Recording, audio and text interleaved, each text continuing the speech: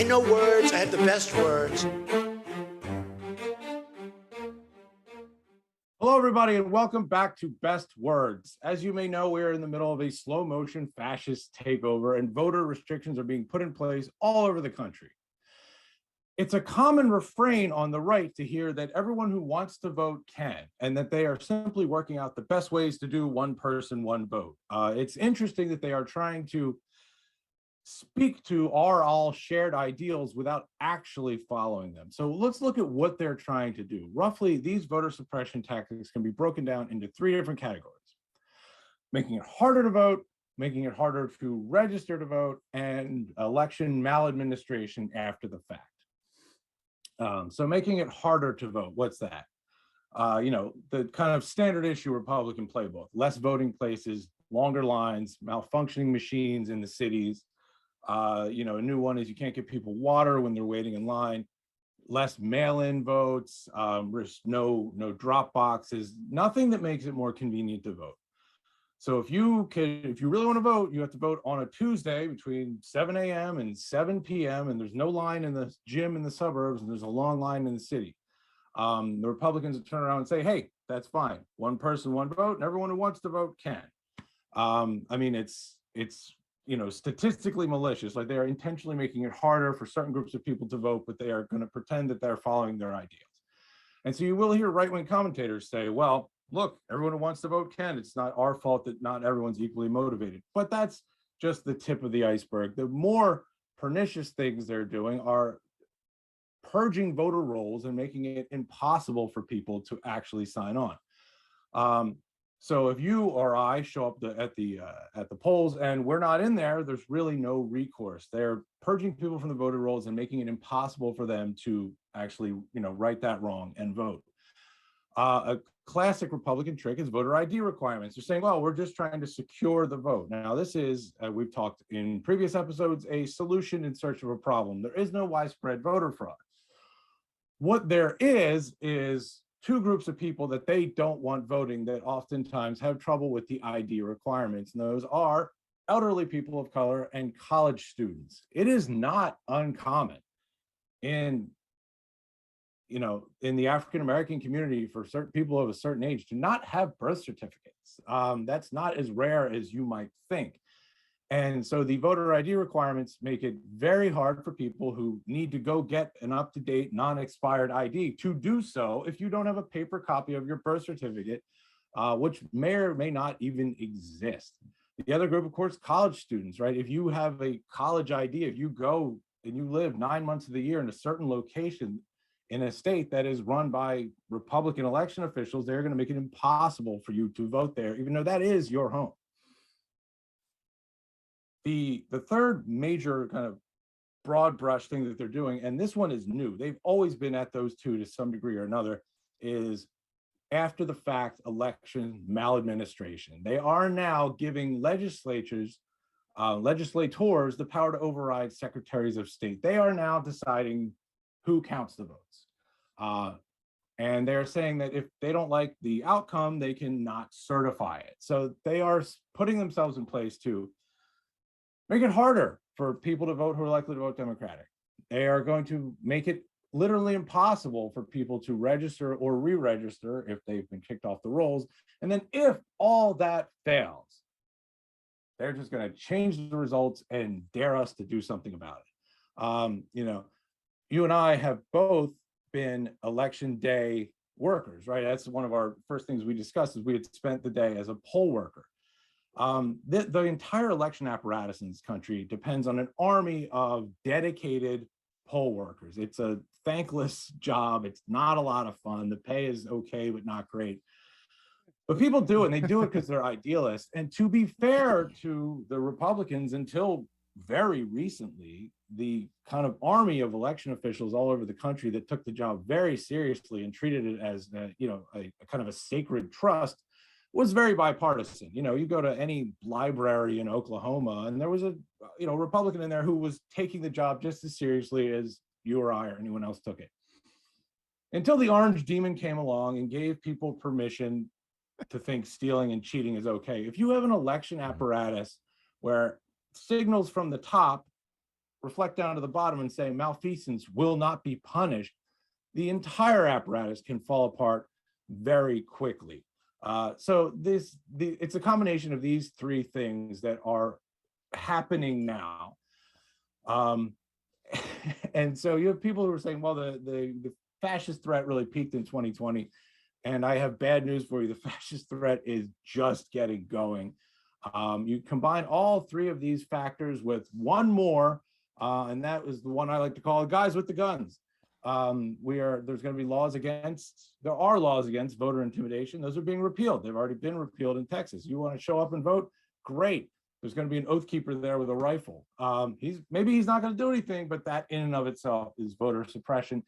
And of course, the mobs with the guns are going to show up where the votes are being counted if they don't like how things are going. Trump is just one man, one very damaged little boy in an old man's body, but he has really given the worst people in America complete permission to act on all their worst impulses that had been buried. So am I particularly hopeful about the future? Not really. You? Pessimistic optimism? I don't know, a little bit of a equal opposite thing. No, I'm not. We have a unique experience because we did do the election inspection stuff. I don't know how long you did yours, but I did mine for about 6 years, right? And I was running polling places too.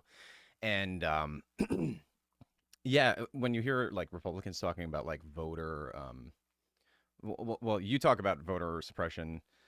We talk about like voter ID laws. It's just so ridiculous that this isn't even an issue. I could tell you there is no possible way, and we're in New York. This could be different in other places, obviously. Counties run their elections. States also have a say in their elections. There is no way somebody could fake vote, like come in and vote without having either a setup with the county of the Board of Elections. Usually you need a driver's license. Like most people go to the DMV when they want to register to vote. There's all a process behind it. And the idea that there's this kind of subculture of people going in and voting under other people's names or fake voting or voting twice, it's all ridiculous. No, it's always Trump voting. Right. Yes. Anytime you look up one of these things, it's always a Republican voter trying to game the system and getting caught. What are you people talking about? Honestly, what are you talking about? Yeah. I mean, the state of Alabama set up voter ID requirements and then closed the DMV in every single majority Black county in the state like 2 months later. Right. So that's the thing. Those are the things that they do. Yeah, those are the things that they do. And they say it's not racist. You guys are the real racists for pointing this out. It's like you're closing it. There was a court case. I don't remember when exactly. Years ago, probably early 2010s. I think it was in South Carolina, where the judge who presided over the case, in his closing remarks, said, "You guys," this was like a gerrymandering case. It's like, "You guys, you Republican guys, the people that set up the districts so people vote, you guys with surgical precision targeted Black communities to carve them out to make it so even if Democrats got more votes in the entire state of South Carolina, it would be carved in a way and gerrymandered in a way that even if you get like 60% of the vote, you wouldn't even have half the votes or half the seats inside of South Carolina." This is an old Republican trick. It's like as old as the party is that. Yeah. They use gerrymandering in a way that Democrats never have. There's a couple states like Illinois, obviously Chicago politics, are gerrymandered in favor of Democrats, but the vast majority of this country is gerrymandered in favor of the Republican Party. And that is shown when you see the House of Representatives. No matter how many votes the Democrats get, it's always either even or Democrats are just above the halfway mark, or usually it's easier for the Republicans to get above the halfway mark. And you see these things everywhere. The Democrats could get 5 to 6 million more votes total in the House races and still lose the House. And then of course you have the Senate too. Yeah, you have the Senate too, but of course the powers are it's even worse, right? You can't gerrymander in a Senate race, but it's because of the electoral college and the way that it's set up, and the lower population states have just as much power as the higher population states. That's in Yeah. its I would it's its argue own though the type of Senate is gerrymander. actually, if you look at this, the United States as one state, the Senate is extremely gerrymandered. I mean, I have a bias against the big rectangular states because frankly, like merge them together. That is North Dakota and this is, South Dakota. Dakota. yeah, yeah. Sorry, Wyoming, you're part of Colorado now. I mean, Yeah, right. it's the Senate is well, I'm anti-Senate. This is a fact on this show. Right. Um, You're moving me more towards that way. I know it's kind of like ridiculous. It probably can't ever happen, but you know, it starts with a dream. it does. We have a dream for no Senate. So yeah, I mean, voter rights, like the Republicans are pretending that they're doing this to prevent fraud. The fraud is not happening. They're pretending they're doing this to preserve one person, one vote. That's a complete and total lie. They have a system they call cross-check, which is to make sure people aren't double voting. And they set it up and they purge people off of rolls if their names match other names. And they set it up to look for names that are common in the Hispanic and Black community. So if you have two William Gonzalez's in a county in Texas, they will just kick one of them off the rolls just based on first and last name match, even if the date of their birth date's different, their address is different.